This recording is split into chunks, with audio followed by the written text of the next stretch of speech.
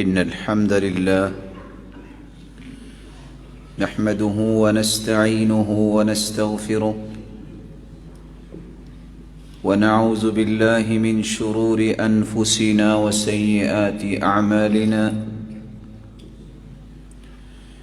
من يهده الله فلا مضل له ومن يضلل فلا هادي له وأشهد أن لا إله إلا الله وحده لا شريك له وأن محمدًا عبده ورسوله يا أيها الذين آمنوا اتقوا الله حق تقاته ولا تموتن إلا وأنتم مسلمون يا أيها الناس اتقوا ربكم الذي خلقكم من نفس واحدة وخلق منها زوجها وبث منهما رجالا كثيرا ونساء واتقوا الله الذي تساءلون به والأرحام إن الله كان عليكم رقيبا يا أيها الذين آمنوا اتقوا الله وقولوا قولا سديدا يصلح لكم أعمالكم ويغفر لكم ذنوبكم ومن يطع الله ورسوله فقد فاز فوزا عظيما أما بعد فأعوذ بالله من الشيطان الرجيم والذين يجتنبون كبائر الإثم والفواحش وإذا ما غضبوا هم يغفرون وقال الحق سبحانه وتعالى وسارعوا إلى مغفرة من ربكم وجنة عرضها السماوات والأرض أعدت للمتقين الذين ينفقون في السراء والضراء والكاظمين الغيظ والعافين عن الناس والله يحب المحسنين لائق صد تکریم سامعین مکرم، اللہ ذوالجلال ہم سب کے خالق و مالک اور رازق ہے۔ وہی ذات قادر مطلق ہے۔ مالک الملک نے سب سے پہلے آدم علیہ السلام کی تخلیق فرمائی۔ آدم علیہ السلام کو پیدا کیا تو خلق آدم من 3 تربات، اللہ تعالیٰ نے آدم علیہ السلام کو 3 قسم کی مٹیوں سے تیار کیا، سوداء وبیضاء وحمراء، سفید مٹی سے، سیاہ مٹی سے اور سرخ مٹی سے۔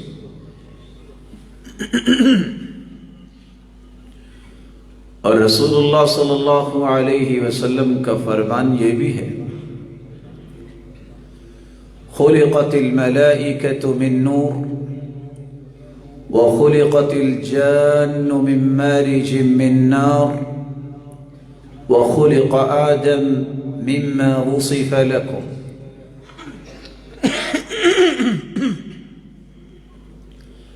اللہ تعالیٰ نے فرشتوں کو نور سے پیدا کیا جنوں کو آگ سے بنایا اور آدم علیہ السلام کو اس چیز سے بنایا جس کا تذکرہ قرآن میں بھی آ گیا ہے۔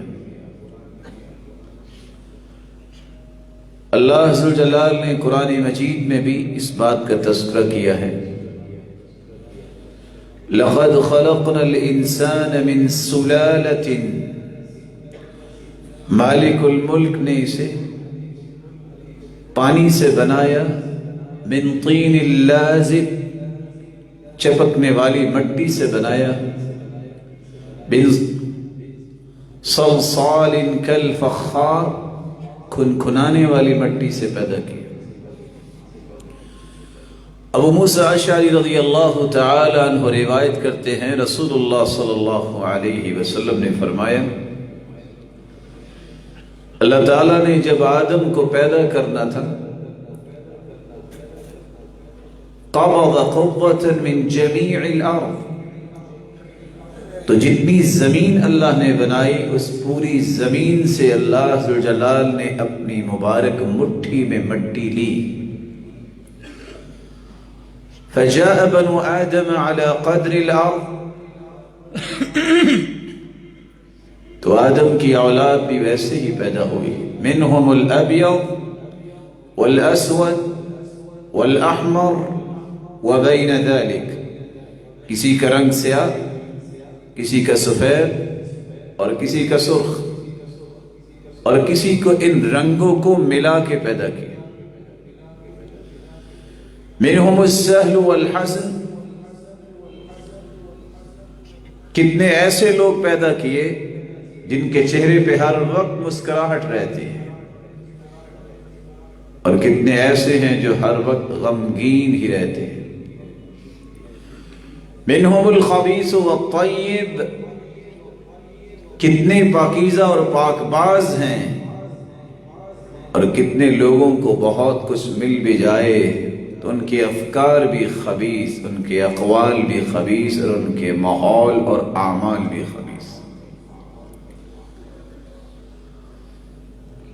صحیح مسلم کے روایت ہے، رسول اللہ صلی اللہ علیہ وسلم نے فرمایا، آدم علیہ السلام کا جب ڈھانچہ تیار کیا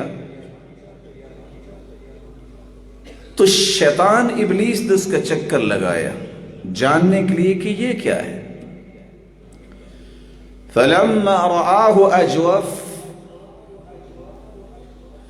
جب دیکھا کہ کیسا ڈھانچہ ہے جس کو پیٹ بھی لگا ہوا ہے، عَرَفَ أَنَّهُ لا يتمالک، سمجھ گیا کہ ہاں یہ ایک جگہ ہے جہاں سے میں وار کر سکوں گا۔ اور مستدرک حاکم کی روایت ہے، فَلَمَّا رَآهُ أَجْوَفَ قَالَ ظَفَرْتُ بِهِ، جب دیکھا کہ آدم علیہ السلام کے اس جسد خاکی میں ابھی روح نہیں ڈالی، جب دیکھا کہ پیٹ بھی بنا ہوا ہے، کہتا ہے میں کامیاب ہو گیا۔ اللہ کا فیصلہ، رب تعالیٰ نے آدم علیہ السلام میں روح ڈالی، اور یہ سب سے پہلا انسان بنایا اللہ عز و جلال نے۔ شیطان نے یہ جو بات کہی کہ میں کامیاب ہو گیا، کس لیے کامیاب ہو گیا اور کیسے کامیاب ہو گیا؟ آدم علیہ السلام کو مختلف مٹیوں سے بنانے کا مقصد اور ہدف کیا تھا رب تعالیٰ کا، یہ اللہ ہی جانتا ہے، لیکن مفسرین لکھتے ہیں کہ اللہ عز و جلال نے انسانوں کے اندر ہر قسم کی صلاحیت رکھ دی، محبت بھی رکھ دی، غصہ بھی رکھ دیا، غیرت بھی رکھ دی، شجاعت بھی رکھ دی، بہادری اور بزدلی بھی رکھ دی۔ پھر ان ساری کی ساری صفات کو بیلنس کرنے کے لیے اللہ نے شریعتیں اتاری ہیں۔ اگر انسان کی طبیعت میں محبت نہ ہوتی تو کوئی ماں بھی اپنے بچے کی پرورش تو نہ کرتی، کوئی ماں اپنے بچے کو دودھ نہ پلاتی۔ اگر غصہ انسان کی طبیعت میں نہ رکھا ہوتا تو دنیا کے اندر جہاد کا کوئی میدان نہ سجتا، لیکن یہ اللہ کا احسان عظیم ہے کہ اس نے ساری کی ساری یہ کیفیات رکھنے کے بعد ایک میزان اور مقیاس بھی دے دیا، پیمانہ بھی دے دیا، میئرز بھی بتا دیے کہ ان ساری صلاحیتوں کو زندگی میں آپ کس طرح توازن اور اتزان اور اعتدال کے ساتھ بیلنس کر کے کیسے زندہ رہ سکتے ہیں کہ ان سے فوائد تو لے لیں لیکن ان صلاحیتوں سے کوئی نقصان نہ ہو۔ ان صلاحیتوں میں سے ایک صلاحیت جو مثبت بھی ہے منفی بھی ہے، وہ غصے کی صلاحیت ہے۔ اللہ عز و جلال نے انسان میں غصہ رکھا ہے، اس کا استعمال صحیح بھی ہوتا ہے، اس کا استعمال غلط بھی ہوتا ہے۔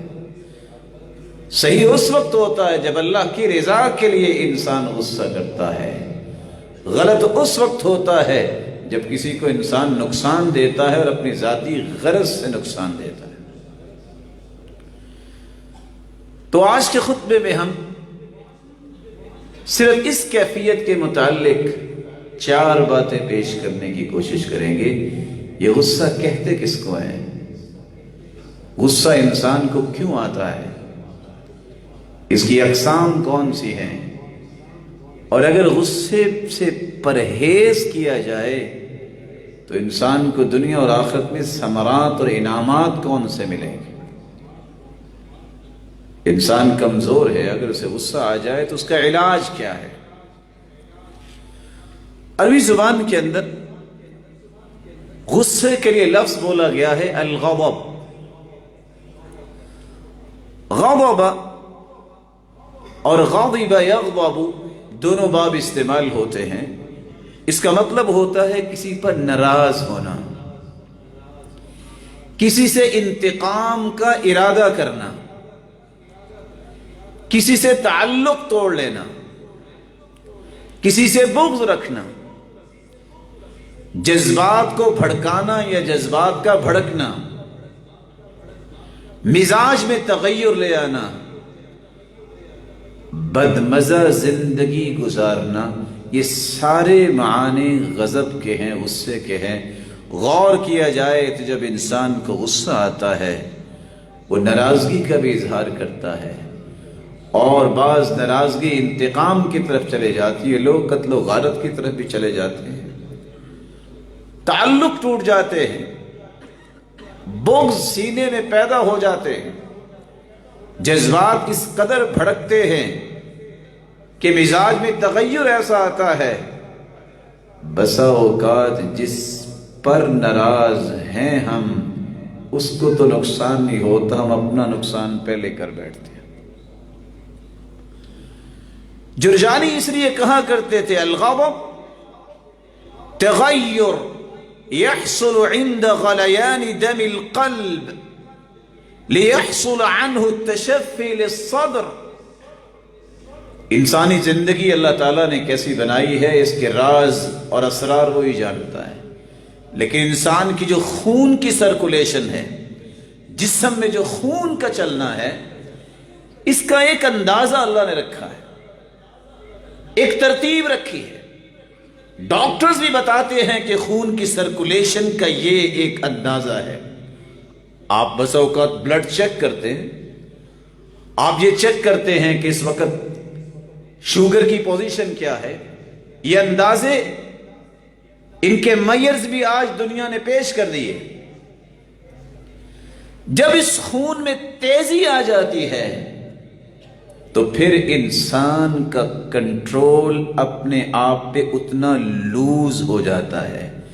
یہ جو تغیر آتا ہے انسان کے جسم کے اندر، خون جو ہے وہ حرکت کرتا ہے اور چلتا ہے، تیزی کے ساتھ چلنا شروع ہو جائے تو جسم کے سارے اعضاء اس سے متاثر ہوتے ہیں، جس کے نتیجے میں اس کے تصرفات بھی مختلف ہو جاتے ہیں۔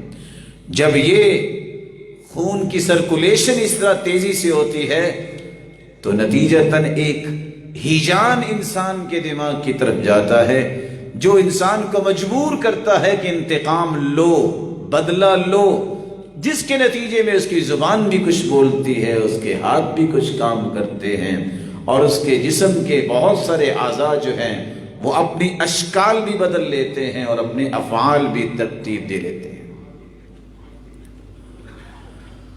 علماء امت نے ایک چھوٹا سا کلمہ استعمال کیا ہے، الغضب ارادۃ الاضرار بالمغضوب علیہ۔ غصے کا معنی یہ ہے کہ جس پر آپ غصہ کر رہے ہیں اس کو تکلیف دینی۔ اس لیے ابن مسکوبہ نے بیان کیا ہے کہ اگر دنیا کی سروے رپورٹ بنائی جائے تو اسرع الناس غضبا الصبیان والنساء، سب سے جلدی غصہ اس کو آتا ہے جس کو آپ بچہ کہتے ہیں، جس کو آپ عورت کہتے ہیں۔ عورتوں اور بچوں میں جلد غصہ آنے کی عادت ہے۔ وَأَكْثَرُهُمْ ضَجْرًا الشِّيُوخ، اور ڈانٹ ڈپٹ میں دنیا کے اندر سب سے زیادہ وہ ہوں گے جو بڑھاپے میں ہوں گے۔ اس کا سبب کیا ہے؟ جس طرح جسم طاقتور ہو تو اس میں برداشت زیادہ ہوتی ہے، اور جسم اگر بیمار ہو جائے تو اس کی امیونٹی پاور، قوت مدافعت اس کی کم ہو جاتی ہے۔ نتیجتاً بیمار لوگ زیادہ غصہ کرتے ہیں، صحت مند تھوڑا غصہ کرتے ہیں۔ بنیادی طور پر غصے کی دو قسمیں ہیں، الغضب للہ والغضب لنفسہ۔ غصہ انسان کے اندر موجود ہے۔ اگر کسی کا ذہن یہ بنے کہ غصہ ہونا ہی نہیں چاہیے، یہ کہنا یہ چاہتا ہے کہ یہ انسان ہی نہ ہو، کیونکہ اللہ نے غصہ تو رکھا ہے۔ اللہ کے لیے غصہ کرنا، اس کی تعریف کی ہے اسلام نے۔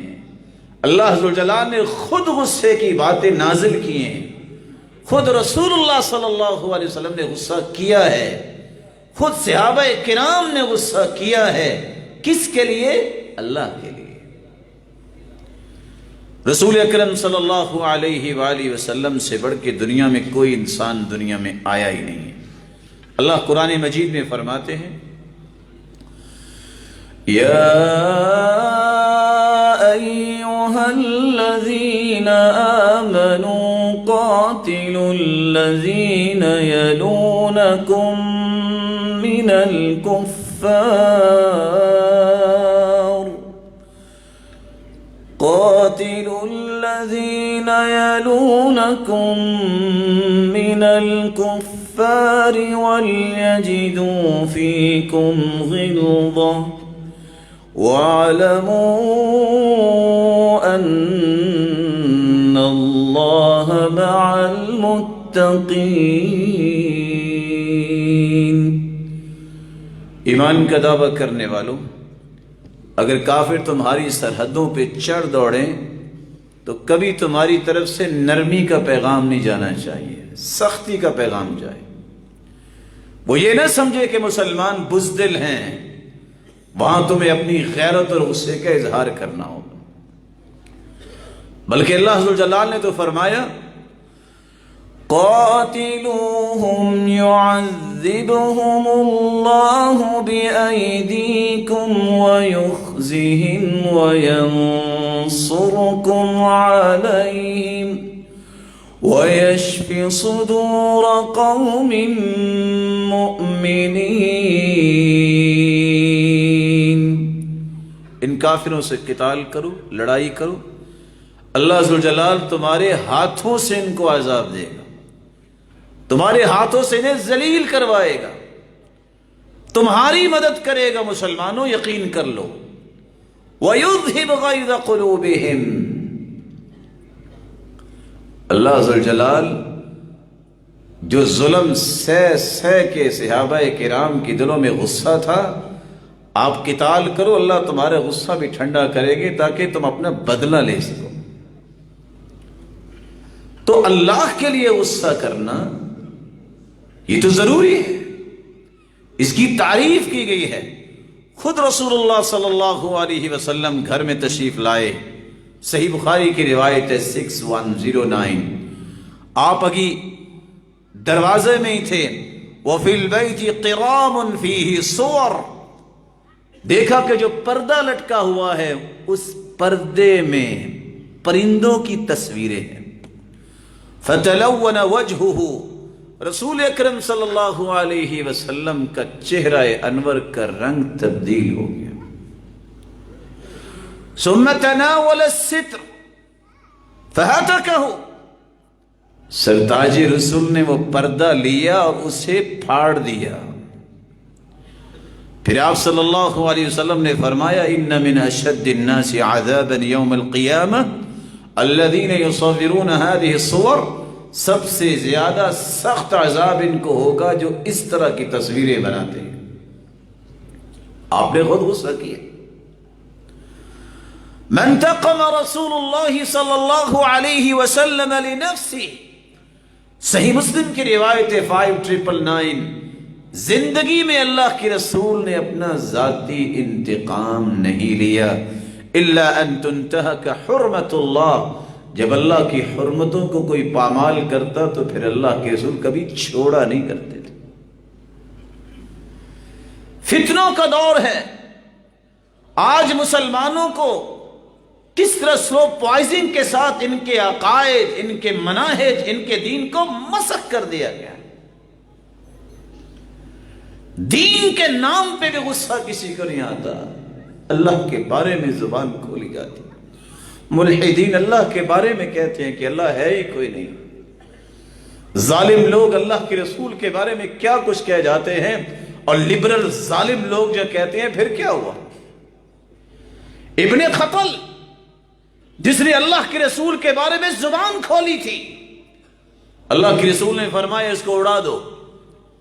صحابی آ کے کہتے ہیں سرتاج رسول وہ تو بیت اللہ میں آ گیا ہے، جو بیت اللہ میں آ جائے اس کو تو امن دیا جاتا ہے.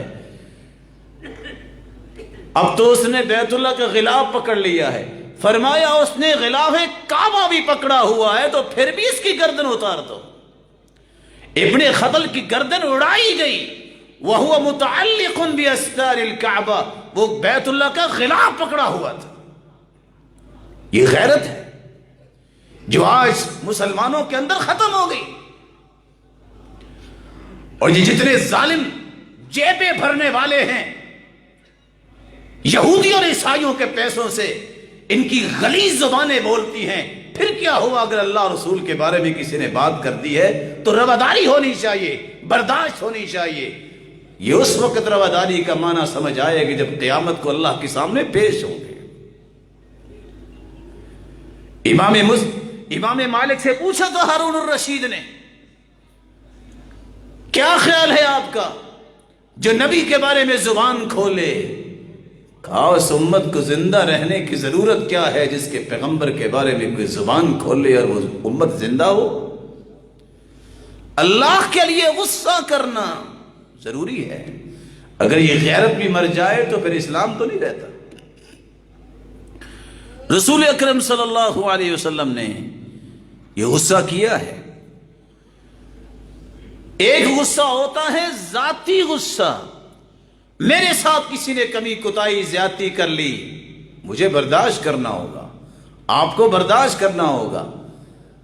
رسول اکرم صلی اللہ علیہ وسلم نے اس لیے فرمایا ان ابغض الرجال الى اللہ الالد الخصم، اللہ کی ہاں سب سے مبغوض ترین انسان وہ ہے جو ضدی ہو، جھگڑالو ہو. اس قدر غصے کی حالت میں آپ نے فرمایا کہ یہ کوئی زندگی کا طریقہ ہے؟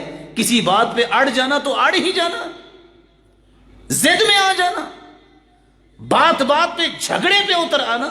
سخت مذمت کی ہے رسول اکرم صلی اللہ علیہ وسلم نے، اور یہ صحیح بخاری کی روایت ہے 2457. اس لیے آپ صلی اللہ علیہ وآلہ وسلم نے فرمایا تھا لیس الشدید بالسرعہ، پہلوان وہ نہیں ہے جو کسی کو گرا دے، پہلوان وہ نہیں ہے جو کسی کو پچھاڑ دے. انما الشدید الذي يملك نفسه عند الغضب، میرے صحابہ پہلوان وہ ہے جو غصے پہ کنٹرول کر لے. یہ کون سا غصہ ہے؟ ذاتی غصہ ہے. اللہ کے لیے، اس کے رسول کے لیے اور صحابہ کرام اور دین اور قرآن اور اسلامی شعائر کے متعلق غصہ آنا، یہ تو انسان کے ایمان کی ضرورت ہے. اور یہ غصہ کرنا عمل ہے، اس کا قیامت کو وزن ہوگا۔ وَأَنَّ أَعْمَالَ بَنِي آدَمَ وَقَوْلَهُمْ يُوزَنْ وَفِي رِوَایَةٍ تُوزَنْ، نامہ اعمال میں جہاں نیکیاں لکھی جاتی ہیں ان نیکیوں کا وزن ہوگا، وہاں اللہ کے لیے محبت کا بھی وزن ہوگا، اللہ کے لیے نفرت کا بھی وزن ہوگا۔ اس لیے مجھے اور آپ کو سوچنا چاہیے کہ میرے عمل کا جب وزن ہوگا تو یہ محبت میری اللہ کے لیے ہے کہ غیر اللہ کے لیے ہے، یہ غصہ میں اپنی غرض سے کر رہا ہوں کہ دین کے لیے کر رہا ہوں، ان کا وزن ہوگا۔ اس وزن کے مطابق کل کو میرا اور آپ کا فیصلہ ہونا ہے۔ اس لیے رسول اللہ صلی اللہ علیہ وسلم نے فرمایا تھا، من احب للہ وابغض فی اللہ واعطى للہ ومنع للہ فقد استکمل الایمان، جو اللہ کے لیے کسی سے محبت کرتا ہے، جو اللہ کے لیے کسی سے نفرت رکھتا ہے، جو اللہ کے لیے ہی کسی کو دیتا ہے اور جو اللہ کے لیے ہی روک لیتا ہے، یہ معیار جس کی زندگی کا ہے، اس کا تو ایمان مکمل ہو گیا۔ اس لیے محبتیں کرو رب کی رضا کے لیے، کسی سے نفرت کرو ذاتی اغراض کے لیے نہیں، اس کی وجہ ہونا چاہیے اور وہ وجہ دین ہونی چاہیے کہ یہ دین سے نفرت کرتا ہے۔ آپ صلی اللہ علیہ وسلم پر قرآن جب نازل ہوا تو حکم کیا آیا؟ جس مجلس میں اللہ اور اس کے رسول اور دین کے بارے میں گفتگو ہو رہی ہو، توہین ہو رہی ہو، وہاں کسی مومن کے لیے بیٹھنا جائز نہیں ہے۔ فَلَا تَقْعُدُوا مَعَهُمْ حَتَّى يَخُوضُوا فِي حَدِيثٍ غَيْرِي إِنَّكُمْ إِذًا مِثْلُهُمْ، اگر دین کا مذاق اڑایا جا رہا ہے تم بیٹھے ہو، جتنا مذاق اڑانے والوں کو گناہ ہوگا اتنا تمہیں بھی ہوگا۔ یاریاں تو ختم ہو جانی ہیں دنیا میں، میرا پارٹنر ہے، میرا یار تھا جی، میرا دوست تھا، میں اٹھ جاتا تو ناراض ہو جاتا۔ تمہیں رب کی ناراضگی کا خیال رہنا چاہیے۔ لوگ تو ناراض ہوتے بھی ہیں، راضی بھی ہوتے ہیں، اور حدیث سے کہتی ہے من التمس رضا اللہ بسخط الناس، جو اللہ کو راضی کر کے لوگوں کو ناراض بھی کر لیتا ہے، اللہ کا وعدہ ہے رضی اللہ عنہ وارض عنہ الناس، میرے بندے میں خود بھی راضی ہوں گا اور نکیل ڈال کے میں بندوں کو بھی راضی تجھ سے کرواؤں گا۔ ومن التمس رضا الناس بسخط اللہ سخط اللہ علیہ واسخط علیہ الناس، اور جو لوگوں کو راضی کرتا ہے رب کو ناراض کر بیٹھتا ہے۔ اللہ ناراض تو ہوتے ہیں تو لوگ بھی پھر ناراض ہو جاتے ہیں، وہ کبھی راضی نہیں رہتے۔ رضا الناس غایۃ لا تدرک، امام شعبی جنہوں نے 500 صحابہ کو دیکھا، وہ کہا کرتے تھے لوگوں کو راضی کرنا یہ اس قدر مشکل ہے، یہ زندگی میں ممکن ہی نہیں ہے۔ رضا الناس غایہ لا تدرک۔ غصہ انسان کو کیوں آتا ہے؟ اس کی بہت ساری وجوہات میں چند میں آپ کے سامنے عرض کرتا ہوں۔ قلت الصلہ بالقرآن الکریم ومعرفت ما اعدہ اللہ من الاجر لمن کظم غیظہ، جس شخص کا قرآن سے جتنا تعلق کم ہوگا، غصہ پی جانے کے جو اجر و ثواب قرآن اور حدیث نے بیان کیے ہیں، جتنا ان سے دور ہوگا اتنا اس کو غصہ زیادہ آئے گا۔ اگر اس کو پتا ہے کہ اللہ عز و جلال نے اعلان کر دیا ہے کہ جو بندہ غصہ آئے بدلہ لے سکتا ہو، طاقت بھی ہے، کوئی رکاوٹ بھی نہیں ہے، معاف کر دے، تو میں قیامت کو ساری دنیا کے سامنے آواز دلاؤں گا، آ جاؤ میرے بندے، جس حور سے شادی کرنا چاہتے ہو کر لو، آج تیرا اختیار ہے۔ وہ تو نہیں کرے گا۔ دوسرا اس کا سبب یہ ہے التکبر والعجب والغرور۔ غصہ ہمیشہ اس وقت ہوتا ہے جب انسان کے اندر تکبر اور غرور ہوتا ہے، میرے ساتھ اس نے ایسا کیا، میرے بارے میں یہ بولا، میں دیکھ لوں گا اس کو۔ نتیجتاً وہ بھی دیکھتا ہے تو اگلے بھی دیکھ لیتے ہیں، ایک قبر میں پڑا ہوتا ہے، دوسرا سلاخوں کے پیچھے پڑا ہوتا ہے، لو یہ دیکھنے کا نتیجہ نکلا۔ یہ تکبر اور غرور اور عجب یہ انسان کو بڑی ہلاکتوں کی طرف لے جاتا ہے۔ تکبر ہی کیا تھا شیطان نے، ساری زندگی کریے لعنتوں کا مستحق بن گیا۔ کہنے لگا آدم کو تو اے اللہ تو نے مٹی سے بنایا، مجھے آگ سے بنایا، آگ کے شعلے تو اوپر کو اٹھتے ہیں، مٹی تو پاؤں کے نیچے رہتی ہے۔ یہ تکبر ہی تو تھا جس نے اس کو ذلیل کروا دیا۔ تیسرا سبب جس سے انسان کو غصہ آتا ہے قلت العقل وضیق التفکیر۔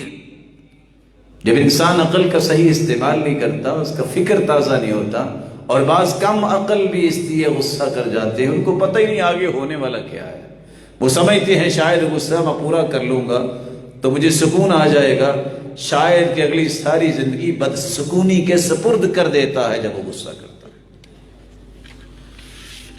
اس کا چوتھا سبب یہ ہے کثرت متطلبات الحیات وتعقد امورها من الاسباب۔ بعض لوگوں کے سینے میں ایک نہیں سینکڑوں تمنائیں چھپی ہوتی ہیں، جب وہ تمنائیں پوری نہیں ہوتی وہ غصہ کرتا ہے۔ حالانکہ سیدھی سی بات ہے، جو تمنائیں اللہ ذوالجلال جلال نے پوری کرنی ہے، تم چاہو یا نہ چاہو اللہ نے پوری کرنی کرنی ہے، اس کے سامنے کوئی رکاوٹ نہیں بن سکتا۔ جو اللہ ذوالجلال نے پوری نہیں کرنی، ساری زندگی انسان کوشش کرتا رہے وہ پوری نہیں ہونی۔ رب کے فیصلوں پہ اعتماد بھی ہونا چاہیے۔ یہ نہیں ہو سکتا میرا رب جو میرے بارے میں فیصلہ کر چکا ہے اس فیصلے میں کوئی کمی ہو، کوئی کوتاہی ہو، یہ نہیں ہو سکتا۔ میرے اندر کمی ہو سکتی ہے، میری سوچ میں کمی ہو سکتی ہے، میرے اعمال میں کوتاہی ہو سکتی ہے، میرے رب کا فیصلہ غلط نہیں ہو سکتا۔ اللہ ذوالجلال نے تو کائنات کو پیدا کرنے سے 50,000 سال پہلے تقدیریں لکھ دی ہیں۔ اس لیے سلف کہا کرتے تھے لذتی و راحتی فیما قدر علی، لوگوں میری زندگی کی اصل لذت اور راحت یہ ہے جو میرے رب نے فیصلہ کیا ہے وہ بڑا ہی خوبصورت ہے۔ مجھے میرے رب نے وہ کچھ عطا کیا ہے میں اس کے لائق ہی نہیں تھا، یہ اس کا احسان ہے، فضل ہے، انعام ہے، توفیق ہے کہ اس نے یہ انعام دیا، وگرنہ اس کی توفیق نہ ہوتی تو ہم تو ایک سجدہ دینے کے بھی قابل نہیں تھے۔ اعتراف کیا جائے اس کا فضل ہے تو سب کچھ ملا ہے۔ یہ میری صلاحیت، یہ میرا لینتھ ایکسپیرینس اور میری مال و دولت کی ریل پیل کی وجہ سے نہیں ہے جیسے لوگ کہہ دیتے ہیں، یہ میری 10 انگلیوں کی کمائی نہیں ہے، اور جن کے ہاتھ کٹے ہوتے ہیں وہ بھی کھا کے سوتے ہیں۔ یہ اللہ کا فضل ہے جس کو عطا کرتے ہیں۔ 5واں سبب الشعور بالنقص۔ بعض دفعہ بندہ اپنے آپ کو سمجھ بیٹھتا ہے کہ میں کمزور ہوں، کمزوری کو چھپانے کے لیے غصہ کرتا ہے۔ استاد پڑھا رہا ہے، بچے نے سوال کر دیا ہے، بچے سوال کرتے ہی ہوتے ہیں، ان کو اطمینان دلانا ہی چاہیے۔ اگر جواب نہیں ہے تو وہ غصہ کرے گا، اس کمزوری کو چھپائے گا۔ کسی نے معاشرے کے اندر کوئی بات کر دی ہے، برداشت نہیں ہوئی، کیوں؟ کمزوری ہے، اس کمزوری کو چھپانے کے لیے غصہ کرے گا۔ جب انسان کو یہ شعور پیدا ہو جائے کہ نقص ہے تو اس کے 2 علاج ہیں۔ غصہ علاج نہیں ہے، اس کا پہلا علاج یہ ہے کہ اپنے آپ کو اللہ کے حوالے کر دو اور اللہ کا ذکر کرو، اللہ تمہیں قوت دے دے گا۔ غصہ کرنا اس کا علاج نہیں۔ غصے کا ایک چھٹا بھی سبب ہے، عصبیت کی بات جب بھی ہوتی ہے غصہ آتا ہے۔ میرا خاندان، میں راجپوت ہوں، میں فلاں ہوں، دوسرے بھی خاندان ہیں، یہ تو میرے اور آپ کے نزدیک کو تقسیم ہے، اللہ کے نزدیک تو کوئی تقسیم نہیں خاندان کی۔ اللہ کے نزدیک تو تقسیم کیسی ہے؟ بلال تھا کالے رنگ کا، موٹے موٹے ہونٹ تھے، چلتا زمین پہ تھا، اس کے قدموں کی آہٹ جنت میں سنائی دیتی تھی۔ یہ تو آج بت پوچھتا ہے مسلمان کہ میں راجپوت اور سید ہوں، میں اپنی بیٹی کا نکاح نہیں کر سکتا کسی دوسرے خاندان میں۔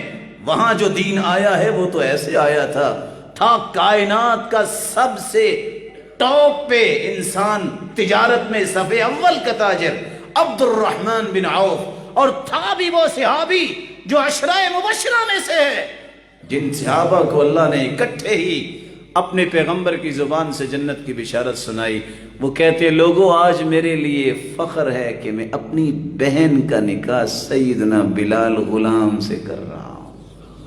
وہاں تو یہ انداز تھے، یہاں اس لیے آج معاشرہ چنگیزی کا نتیجہ بن چکا ہے، نہ بہنوں کو سکون ہے نہ بیٹیوں کو، کیونکہ والدین اس قدر ظالم ہیں اور اس قدر ظالم ہیں کہ ان کی زندگیاں برباد کر دیتے ہیں اپنی خواہشات کی وجہ سے۔ میں نے یہاں نہیں کرنا اور وہاں کرنا ہے، اور شاید کہ کسی قصے سے کسی کو سبق مل جائے۔ مجھے وہ قصہ یاد آ رہا ہے، ایک بیمار ہونے والی بیٹی جس کی عمر 40 سال تھی، جب ہاسپٹلائز ہوئی باپ کو بلایا اور کہا میں ایک بات کہنے لگی ہوں، آمین کہو۔ باپ بھی پریشان تھا کہ اب تو بیمار ہو گئی ہے، لیکن کیوں نہیں شادی کی؟ کہتا اتنا مہر دو گے تو شادی کروں گا۔ اس نے باپ کے گریبان سے پکڑا اور کہا کہو آمین۔ باپ نے دیکھا بیٹی بیمار ہے، کہتا آمین۔ کہتے حرمک اللہ من الجنہ کما حرمتنی من النکاح، اللہ تجھے جنت سے محروم کرے جس طرح تو نے آج تک مجھے نکاح سے محروم رکھا ہے، اور آمین پہلے کہنے والی۔ یہ ظلم ان خاندانوں کے اندر ہے جن خاندانوں کے اندر نخوت ہوتی ہے اور اس طرح کا کبر ہوتا ہے، تکبر ہوتا ہے، میرا یہ خاندان، میرا یہ خاندان۔ مار مار کے صحابہ کرام نے اپنے پاؤں کی ٹھوکریں کلیب بدر میں ابو جہل کو پھینک دیا تھا، کوئی چہرہ نہیں دیکھ سکا۔ جو کہتا تھا میں بڑے خاندان کا ہوں، میں چودھری ہوں، میں قریشی ہوں، میری طرف کوئی آنکھ میلی نہیں کر سکتا، کسی کو چہرہ دیکھنا نصیب نہیں ہوا۔ عظمت ہے تو اسلام کے اندر ہے، عظمت ہے تو ایمان کے اندر ہے۔ جس کو آج میں اور آپ حقیر سمجھتے ہیں، نہ جانے وہ ہم سے 1000 گنا اللہ کے ہاں زیادہ پیارا ہو، زیادہ نیک ہو۔ اللہ خاندانوں کو نہیں دیکھتے، اللہ تو دیکھتے ہیں تقوی کس کے دل میں ہے۔ اس لیے تقوی پہ فیصلے ہونے، خاندانوں کے رکھ رکھاؤ پہ فیصلے نہیں ہونے۔ غصے کا سبب ایک یہ بھی ہوتا ہے، اور اللہ نے یہ غیرت رکھی ہے اور یہ بات بھی سمجھنے والی ہے، ایک مسلمان جب سنت پوری کرتا ہے، شرط یہ ہے کہ سنت کے لیے دوسری اور تیسری اور چوتھی شادی کرتا ہے تو پہلی بیوی کو غصہ تو آتا ہے، یہ غیرت ہے، اس کو بھی برداشت کرنا چاہیے، یہ غیرت اس کے اندر اللہ نے رکھی ہے۔ لیکن کاش وہ یہ سمجھ لے کہ میری قسمت میں جو لکھا ہے مجھے مل کے ہی رہنا ہے۔ اس لیے مفسرین اور شراح لکھتے ہیں کہ سارہ علیہ السلام کے گھر بیٹا نہیں ہوا، ابراہیم علیہ السلام کی بیوی ہیں، لیکن جب ہاجرہ جو لونڈی ملی تھی، اللہ نے اسماعیل علیہ السلام عطا کر دیے، اور پھر ہاجر اور اسماعیل کو بیت اللہ کے پاس چھوڑ کے آگے جہاں آج بیت اللہ ہے، پھر بعد میں باپ بیٹے نے وہ بیت اللہ بنایا۔ تو سارہ علیہ السلام نے سوچا چھوٹا سا بچہ، اکیلی عورت، کہا نہیں اسے واپس گھر لے آئیے۔ اس دل کے ارمان کو جب پیش کیا تو اللہ عز و جل نے اس خیر خواہی کی بنیاد پہ، ملا تو بیٹا اسماعیل ہاجرہ سے تھا علیہ السلام، اللہ نے پھر سارہ علیہ السلام کو بھی اولاد سے نواز دیا، فبشرناها باسحاق ومن وراء اسحاق یعقوب، اللہ نے پھر نبیوں کی ایک لائن جو ہے اس نسل پہ جاری کر دیا۔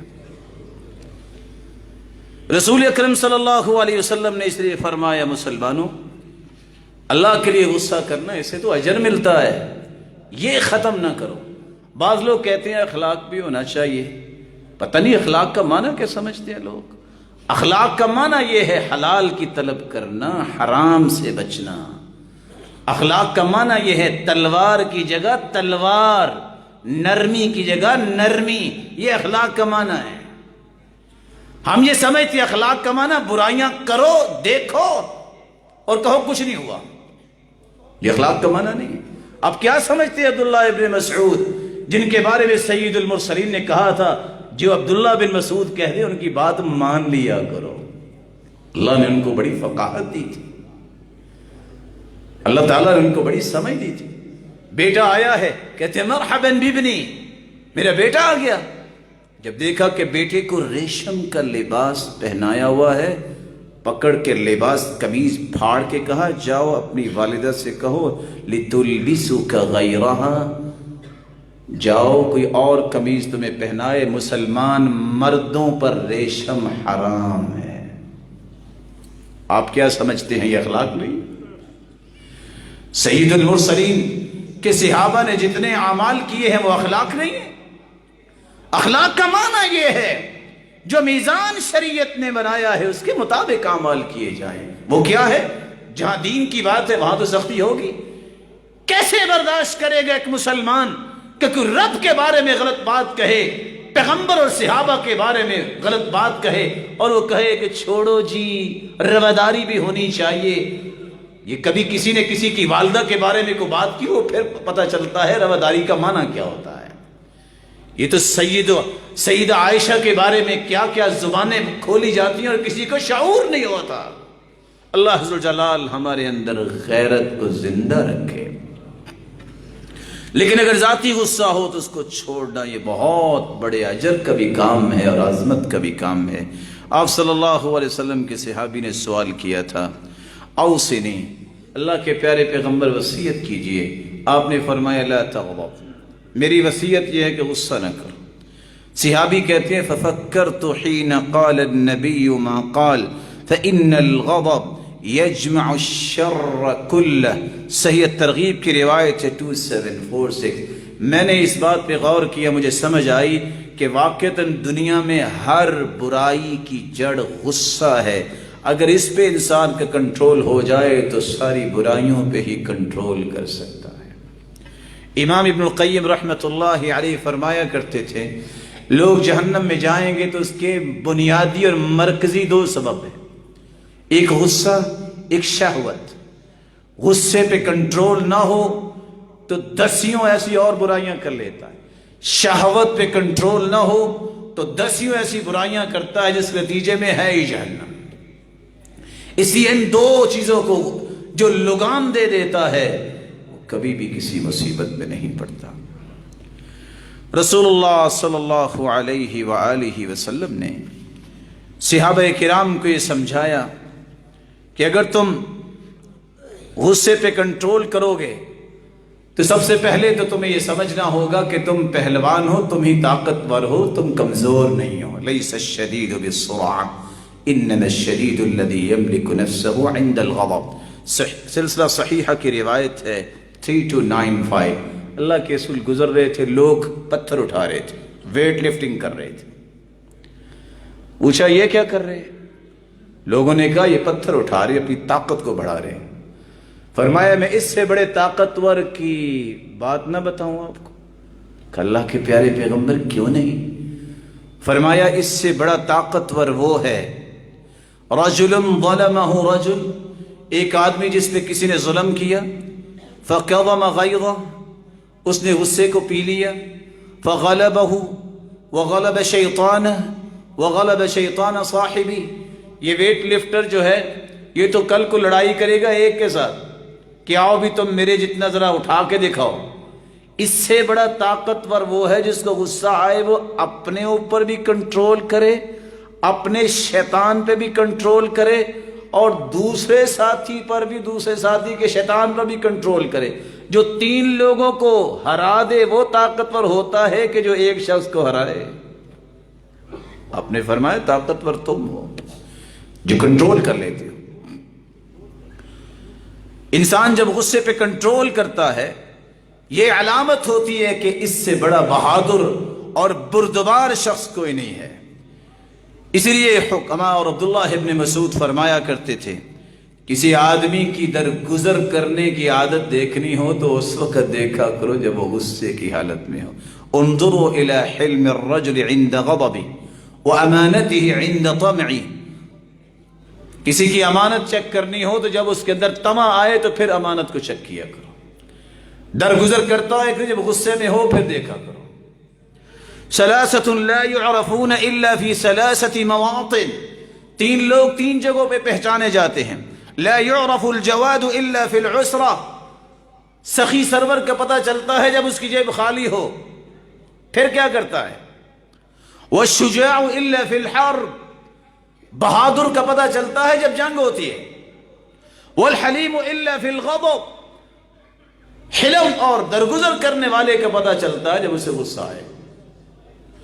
رسول اکرم صلی اللہ علیہ وآلہ وسلم نے صحابہ کرام کو یہ اصول سمجھایا، اور یہ غصے پہ کنٹرول کرنا واقعتاً سنہری اصول ہے۔ صحابی آ کے کہتے اللہ کے رسول اتنے کو کلمات بتا دیجئے کہ میں ان کلمات کے ساتھ زندہ رہوں اور کامیاب ہو جاؤں، زیادہ نہ بتانا، میرا حافظہ ذرا کمزور ہے تو مجھے ساری باتیں یاد نہیں رہنی۔ آپ صلی اللہ علیہ وسلم نے فرمایا اگر تم ایسا ہی چاہتے ہو کہ جن کلمات کے ساتھ زندہ رہو اور یہ کلمات تجھے جو ہیں وہ کامیاب کر دیں تو ایک کام کر لے، لا تغضب، غصہ کرنا چھوڑ دے۔ رسول اکرم صلی اللہ علیہ وسلم سے 3 مرتبہ پوچھا، آپ نے یہی جواب دیا۔ سلسلہ صحیحہ کی روایت ہے 884 کہ آپ نے جو سنہری اصول کامیاب زندگی کا دیا وہ یہ تھا کہ آپ غصہ کرنا چھوڑ دو۔ اور اس کی علامت کیا ہے؟ ماوردی بیان کرتے ہیں اذا حسنت اخلاق الانسان کثر مصافوه وقل معادوه فتسهلت عليه الامور الصعاب ولانت له القلوب الغضاب۔ جب کسی کا اخلاق اچھا ہو تو اس کی نشانی یہ ہے اس سے دشمنی کرنے والے تھوڑے ہو جاتے ہیں، مصافحہ کرنے والے زیادہ ہو جاتے ہیں، مشکل سے مشکل کام بھی اس کے لیے اللہ آسان کر دیتے ہیں۔ جن لوگوں کے دلوں میں بغض اور حسد ہوتا ہے وہی اس کے لیے نرم و ملائم ہو جاتے ہیں۔ عبداللہ بن مبارک جو 10 لاکھ حدیثوں کے حافظ تھے، ایک شخص نے ایک ہی سوال کیا کہ اجمع لنا حسن الخلق فی کلمہ، ایک کلمہ بتائیے جس میں اخلاق کی ساری چیزیں آ جائیں۔ 10 لاکھ حدیثوں کا حافظ کیا کہتا ہے؟ ترک الغضب، اب غصہ کرنا چھوڑ دو، اخلاق کے سارے پہلو اللہ تمہیں عطا کر دیں گے۔ اس سے پرہیز کرنا، جو ذاتی غصہ ہے اسے چھوڑنا، یہ تو متقین کی نشانی ہے۔ اللہ عز و جلال اس لیے فرمایا کرتے ہیں،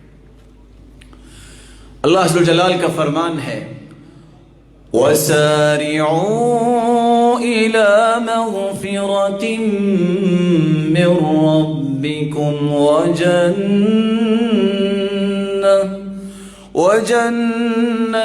عَرْضُهَا السَّمَاوَاتُ وَالْأَرْضُ أُعِدَّتْ لِلْمُتَّقِينَ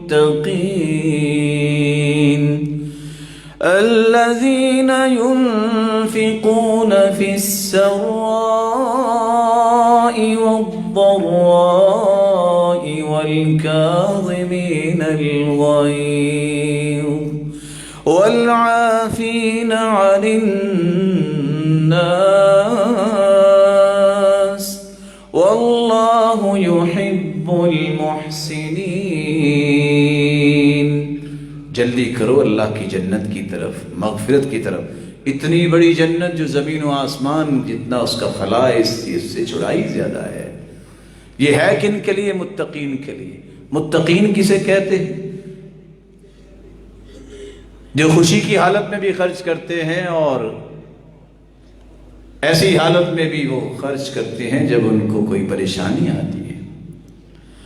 اور متقین کہتے کس کو ہیں؟ جو غصے کو پی جانے والے ہیں، لوگوں کو معاف کرنے والے ہیں۔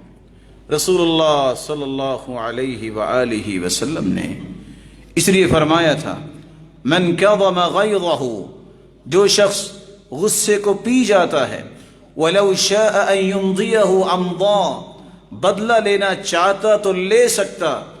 قیامت کا دن ہوگا جس دن دنیا کے پاؤں اکھڑ رہے ہوں گے، رب تعالیٰ اس کا قدم جنت میں جما دیں گے۔ رسول اکرم صلی اللہ علیہ وآلہ وسلم نے جب صحابی نے سوال کیا تو فرمایا تھا اللہ کے رسول ایک بات بتا دے کہ میں جہنم سے دور ہو جاؤں۔ آپ نے فرمایا اچھا، لا تغضب، غصہ کرنا چھوڑ دو، اللہ تجھے جہنم سے دور کر دے۔ دوسرا شخص آ کے سوال کرتا ہے اللہ کے پیارے پیغمبر صرف یہ بتائیے کہ میں جنت کے قریب کیسے ہو سکتا ہوں؟ آپ نے پھر بھی یہی لفظ استعمال کیا، اگر آپ چاہتے ہو کہ دلنی علی عمل یدخلنی الجنہ، اگر جنت چاہتے ہو لا تغضب ولک الجنہ، غصہ کرنا تم چھوڑ دو، میں تمہیں جنت کی ضمانت دیتا ہوں، میں تمہیں جنت کی خوشخبری دیتا ہوں۔ امام ابن القیم رحمۃ اللہ علیہ فرمایا کرتے تھے لوگ جہنم میں 3 دروازوں سے داخل ہوں گے۔ وہ 3 دروازے دنیا میں ہیں۔ پہلا دروازہ باب الشبہہ، کسی کو دین میں، اللہ میں، اس کے رسول میں، صحابہ میں، قرآن میں، آخرت میں، قبر میں، اسلامی شعائر میں شک شبہ اس کے دل میں آ جائے، یہ وہ پہلا دروازہ ہے جو جہنم کی طرف شیطان نے کھولا ہوا ہے۔ یہ جہنم کی طرف کھلے ہوئے دروازے میں کبھی داخل نہ ہونا، کبھی دین میں شک نہ کرنا، شبہات کی طرف نہ جانا، کہہ دینا میری عقل مانتی ہے نہیں مانتی، جو میرے رب نے کہہ دیا ہے وہ سچ کہہ دیا ہے، جو محمد کریم نے کہہ دیا ہے اس سے بڑی صداقت اللہ نے دنیا میں اتاری کوئی نہیں ہے۔ دوسرا دروازہ باب الشہوہ، شہوت کا دروازہ جب کھل جاتا ہے تو پھر انسان اس کے سامنے کوئی رشتہ، کوئی عظمت، کوئی بلندی سامنے رہتی کوئی نہیں ہے۔ اور تیسرا دروازہ باب غضب، جب غصے کا دروازہ شیطان کسی کے لیے کھول دیتا ہے تو اس سے قتل بھی ہوتے ہیں، اس سے ظلم بھی ہوتے ہیں، نہ جانے کیا کیا کچھ ہوتے ہیں۔ یہ وہ شہوت کا دروازہ ہے کہ آج جہاں بہت سارے ظلم ہیں وہاں ایسے ظالم بھی دنیا میں ہیں، نہ اپنی بیٹی کو وراثت دیتے ہیں نہ اپنی بہن کو وراثت دیتے ہیں۔ اور قرآن نے جہاں وراثت کا قانون بیان کیا ہے وہاں یہ فرمایا ہے تلک حدود اللہ، یہ اللہ کی حدیں ہیں، اور جس نے ان حدوں کا خیال کیا اللہ اسے جنت بھیجیں گے۔ وَمَن يَتَعَدَّ حُدُودَ اللَّهِ، جس نے اللہ کی حدوں کو پامال کیا ظالم بھی ہے، فَقَدْ ظَلَمَ نَفْسَهُ، اکیلا ظالم نہیں ہے، يُدْخِلْهُ نَارًا خَالِدًا فِيهَا، وہ جہنم میں جائے گا، اللہ اس کو ڈالیں گے خالداً فیہا، جہاں ہمیشہ ہمیشہ رہے گا۔ یہ جو حصہ روک لیتے ہیں، یہ انٹرنیشنل مسکین آ جاتے ہیں بہن معاف کر دو، اور اگر بہن بیچاری وراثت مانگ لے تو دنیا جہان کی سب سے بری عورت بن جاتی ہے۔ برے تم ہو جو اس طرح کے لالچ اور طمع لے کے بیٹھے ہو، تمہیں موت یاد نہیں ہے، تمہیں قبر یاد نہیں ہے، تمہیں حساب دینا پڑے گا کس کے لیے؟ دیکھو قرآن کتنی خوبصورت بات کر رہا ہے۔ قرآن کہتا ہے کسی کو اللہ ذوالجلال نے اگر جنت عطا کی تو کم از کم اتنی جنت ملے گی۔ حدیث کے الفاظ ہیں جتنی دنیا ہے اتنی 10 دنیا ہوں تو اتنی سب سے آخری جنتی کو جنت ملے گی۔ اور جس مال پہ قبضہ جما کے، جن پیلیوں پہ قبضہ جما کے بیٹھے ہیں ظالم، ان کو سوچنا ہے جس دن روح نکل گئی سوال ہی پیدا نہیں ہوتا کہ ایک مرلے سے زیادہ ان کو زمین نصیب ہو جائے۔ رسول اکرم صلی اللہ علیہ وسلم کے صحابہ کے پاس تو نظام یہ تھا، سیدنا عمر رضی اللہ تعالیٰ عنہ کے پاس تو نظام یہ تھا، جو وراثت نہیں دیتا کہتے تھے اس کو لاؤ، اس کو تم کچھ نہ کہو، اس کو لٹا کے میں اس کی تربیت کرتا ہوں۔ اس قدر انسان جو ہے طمع اور لالچ کا شکار، سگی بہنیں، کوئی یتیم بچے، اور کسی کے خامد دنیا سے رخصت ہو گئے بیمار، اور ان کو یہ سوچنا ہے کہ میں نے کل قیامت کو حساب دینا ہے۔ تلک حدود اللہ، یہ اللہ کی حدیں ہیں۔ یہ شہوت کا دروازے پہ جب انسان جاتا ہے یہ سیدھا جہنم کو جاتا ہے۔ اس طرح غصے کے دروازے میں جو جاتا ہے یہ بھی انسان کو قتل و غارت کی وجہ سے جہنم کی طرف لے جاتا ہے اگر توبہ نہیں کرتا۔ اللہ سب کو معاف فرمائے۔ رسول اکرم صلی اللہ علیہ وسلم نے اس کے علاجات بھی بتائے ہیں جس کا بھی میں تذکرہ کیے دیتا ہوں۔ اللہ سبحانہ جلال سے دعا ہے اللہ ہمارے اندر دینی غیرت زندہ رکھے اور ذاتی غصے کو کنٹرول کرنے کی صلاحیت ہم سب کو نصیب فرمائے۔ وآخر دعوانا الحمدللہ۔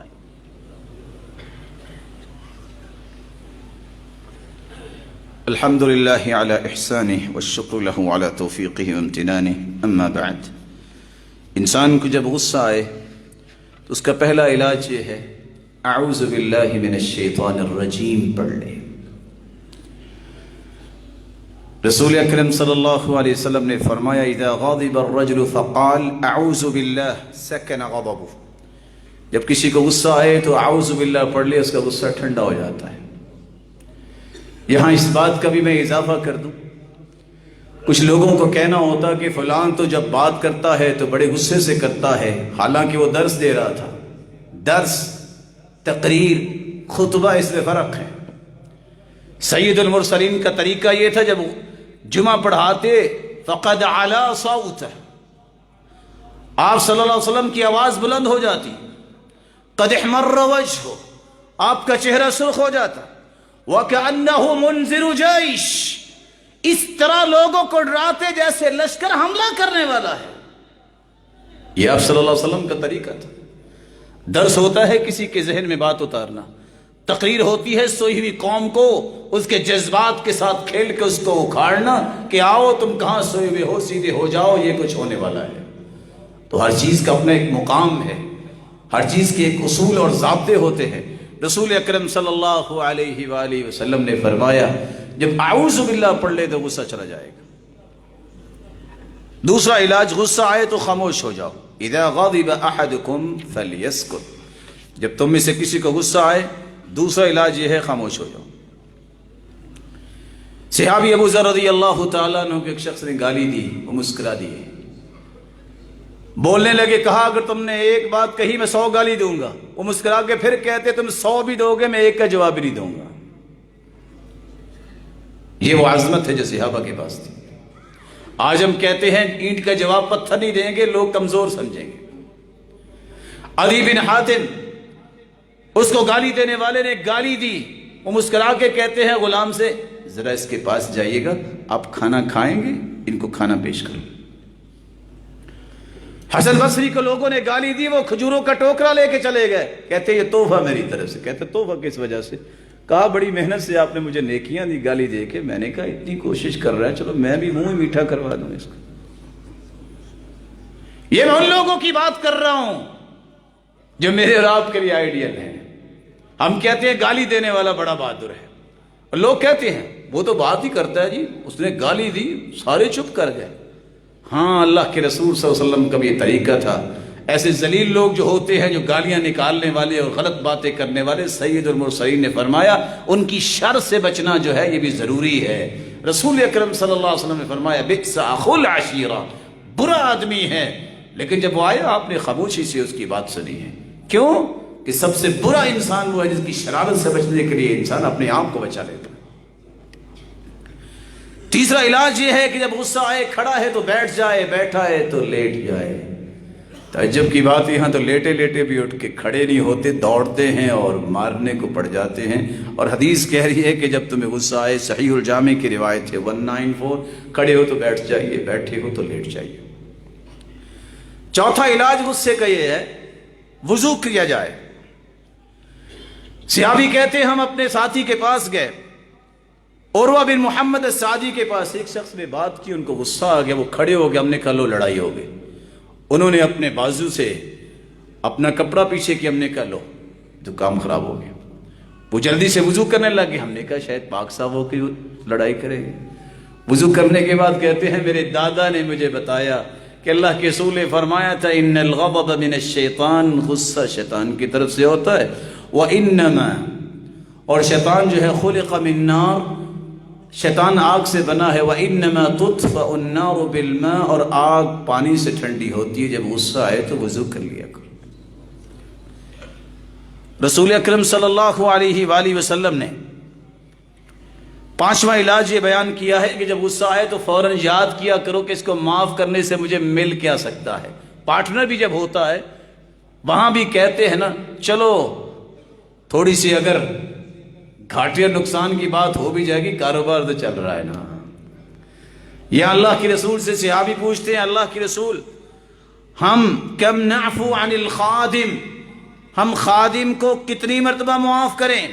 سنن ابی داؤد کی روایت ہے 5164، رسول اکرم صلی اللہ علیہ وسلم نے فرمایا اعفو عنہ فی کل یوم 70 مرہ، 70 مرتبہ بھی ہر روز اگر اس سے کوئی کوتاہی ہو تو معاف کر دیا کرو۔ فرمایا حسن بصری نے افضل اخلاق المؤمن العفو، سب سے بہترین اخلاق ہے معاف کرنا۔ رسول اکرم صلی اللہ علیہ وسلم نے 3 انعام بیان کیے، جو غصہ چھوڑ دے معاف کر دے زادہ اللہ عزہ اعز اللہ نصرہ، اللہ اس کی عزت میں بھی اضافہ فرمائیں گے، اسے بہت بڑی نصرت اور مدد سے نواز دیں گے۔ الا رفعہ اللہ، اللہ اسے ہمیشہ بلندیوں سے ہی نوازیں گے۔ ان انعامات کو نہ بھولیے۔ چھٹا علاج، جب غصہ آئے تو یہ یاد کر لینا کہ غصے سے میں کوئی ایسا کام نہ کر بیٹھوں، ایک خالق بھی ہے جو دیکھ رہا ہے، وہ تو جبار قہار ہے، اس جتنا تو کسی کا غصہ نہیں۔ اللہ ذو الجلال کی جباری اور قہاری صفت کو یاد رکھنا اور فوراً اپنے غصے پہ کنٹرول کر لینا۔ ساتواں علاج، غصے سے ہو سکتا ہے ایسے تم نقصانات کر جاؤ جو پوری زندگی پورے نہ کر سکو۔ رسول اکرم صلی اللہ علیہ وسلم نے فرمایا، اہل الجنت من ملأ اللہ اذنیہ من ثناء الناس خیرا وهو يسمع، واہل النار من ملأ اللہ اذنیہ من ثناء الناس شرا وهو يسمع۔ یہ جنتی لوگوں کی نشانی ہے، وہ زندہ ہوتے ہیں، لوگ ان کی تعریف کرتے ہیں، ان کے سامنے بھی بعد میں بھی اور ان تک پہنچتی ہے کہ یہ اچھے اخلاق والا ہے، یہ نمازی ہے، یہ پرہیزگار ہے۔ اور جہنمیوں کی نشانی یہ ہے، وہ زندہ ہوتے ہیں، ان کے کانوں تک پہنچتے، لوگ کہتے ہیں یہ بہت برا آدمی ہے، یہ بڑا بد اخلاق انسان ہے، اس کی زبان بڑی گندی ہے۔ یہ جہنمیوں کی نشانی ہے۔ رسول اکرم صلی اللہ علیہ وآلہ وسلم نے سچ فرمایا، انتم شہداء اللہ فی الارض، حدیث میں آتا ہے تم زمین پہ اللہ کے گواہ ہو۔ یہ گواہی معمولی نہیں ہوتی، لیکن اس گواہی سے مراد بھی عام لوگوں کی گواہی نہیں، ایسے لوگ جن کو علم و معرفت سے اللہ نے نوازا ہے وہ گواہی دیں۔ سلف صالحین کہا کرتے تھے، اقرب ما یکون العبد من غضب اللہ اذا غضب، بندہ اللہ کے غضب کے سب سے قریب اس وقت ہوتا ہے جب وہ خود غصے میں ہوتا ہے۔ آٹھواں علاج، جو موسیٰ علیہ السلام نے اللہ تعالیٰ سے پوچھا تھا کہ مجھے غصہ بہت آتا ہے، تو اللہ ذو الجلال نے فرمایا کہ تم میرا ذکر کیا کرو، غصے پہ کنٹرول ہو جائے گا۔ الذین آمنوا وتطمئن قلوبهم بذکر اللہ الا بذکر اللہ تطمئن القلوب۔ یہ دل کا سکون ہی خراب ہوتا ہے جب غصہ آتا ہے، اس کو ٹھنڈ ڈالنی ہے، سکون چاہیے تو اللہ کا ذکر کرو۔ اور سب سے کاریگر ذکر جو ہے غصے پہ کنٹرول کرنے والا وہ ہے لا حول ولا قوة الا باللہ، وہ ہے اللہم لا تکلنی الی نفسی طرفۃ عین، اللہم اصلح لی شأنی کلہ لا الہ الا انت، اللہم انی اعوذ برضاک من سخطک وبمعافاتك من عقوبتك وبك منك لا نحصي ثناء عليك أنت كما أثنيت على نفسك۔ غصے کا نواں علاج، اللہ نے انسان کو بہت خوبصورت بنایا ہے۔ علماء لکھتے ہیں جب انسان غصے میں آتا ہے تو خود بھی اپنی شکل دیکھ لے تو اس کو پریشانی ہوگی کہ میں کیا بن گیا، مجھے تو اللہ نے بڑا خوبصورت بنایا۔ لقد خلقنا الانسان فی احسن تقویم۔ دسواں اور آخری علاج، انسان جب غصہ کرتا ہے تو کسی کا نقصان بعد میں ہوتا ہے، اپنا نقصان پہلے کرتا ہے۔ اللہ نہ کرے اگر اسے کوئی تکلیف ہے، اگر وہ شوگر پیشنٹ ہے تو یاد رکھنا، آج اطباء اور ڈاکٹرز بھی کہتے ہیں کہ اگر اس کا غصہ آ گیا تو یہ تکلیف جو اس کی ایک جگہ پہ سٹیبل تھی یہ فوراً شوٹ کر جائے گی، اور اس کی جو امیونٹی پاور ہے وہ بلاسٹ ہو جاتی ہے جب غصہ آتا ہے، اور یہ اپنی شوگر کو کنٹرول نہیں کر سکتا۔ بلڈ پریشر کا مریض ہے، سیم اسی طرح زیادہ غصے میں آئے گا تو کنٹرول نہیں کر پائے گا، اپنی زندگی سے بھی ہاتھ دھو بیٹھے گا۔ اور حیرانگی کی بات ہے کہ آج کل جو ریسرچ ہے وہ بتاتی ہے کسی کو کینسر کی شکایت ہے، اس کے پاس کوئی غصے والی بات نہ کیجئے، اگر اس کو کنٹرول ملا ہوا ہے، جو دوائیاں لے رہا ہے، غصے کی حالت میں امیونٹی پاور ٹوٹل لاسٹ ہو جاتی ہے اور وہ آخری سٹیج پہ فوراً جمپ کر جاتا ہے۔ اس لیے ان بیماریوں سے اپنے آپ کو بچانے کے لیے بھی، اپنے آپ پہ رحم کرنے کے لیے بھی غصے پہ کنٹرول کرنا چاہیے۔ کون سا غصہ؟ ذاتی غصہ۔ رسول اکرم صلی اللہ علیہ وآلہ وسلم نے زندگی کا طریقہ بتایا ہے، ما ضرب رسول اللہ صلی اللہ علیہ وسلم خادما ولا امرأة قط، پوری زندگی اللہ کے رسول نے نہ اپنی بیویوں میں سے کسی کو مارا ہے، نہ اپنے غلاموں میں سے کسی کو مارا ہے۔ کاش اگر کسی کو اتنی ہی زیادہ غیرت ہے تو یہ دیکھے کہ اس کی بیوی پردہ کرتی ہے کہ نہیں، اس کی بیوی نماز پڑھتی ہے کہ نہیں۔ وہاں غصہ کرو گے تو تمہیں اجر بھی ملے گا۔ تمہارا کھانا لیٹ ہو گیا، تمہاری اگر بات ہوئی اس پہ ہاتھ چلاؤ گے تو تمہیں قیامت کو حساب دینا پڑے گا۔ وہ تھے نبینے صحابی جس نے سنا کہ بیوی نے اللہ کے رسول کے بارے میں بات کی، اس نے تلوار پکڑی اور رکھ کے تلوار اس کے پیٹ پہ 2 ٹکڑے کر دیے تھے۔ پوچھا کیا ہوا، کیسے مارا؟ کہ اللہ کے رسول اس نے آپ کے بارے میں بات کی تھی تو میں نے پھر چھوڑا نہیں ہے۔ فرمایا ان دمها حدرا، اس کے خون کی کوئی قیمت نہیں ہے۔ دین کے لیے غصہ کرنا سیکھیے، اپنے ذاتی غصے کو چھوڑنا سیکھیے۔ رب تعالیٰ سے دعا ہے جتنے یہ روشن چہرے بیٹھے ہیں اللہ ان کو اپنی رحمت سے نواز دے اور اپنے غضب سے ان کو محفوظ فرما دے۔ مولا کریم سب کو جنت الفردوس میں جمع فرما دے، کمیوں کوتاہیوں اور غلطیوں سے اللہ درگزر فرما دے۔ چاہتے نہ چاہتے ہوئے کوئی بھی گناہ غلطی کوتاہی ہوئی ہے اللہ تو معاف کر دے، اس کو نیکیوں میں تبدیل فرما دے اور اپنے دیدار کا مستحق بنا دے۔ وآخر دعوانا الحمدللہ۔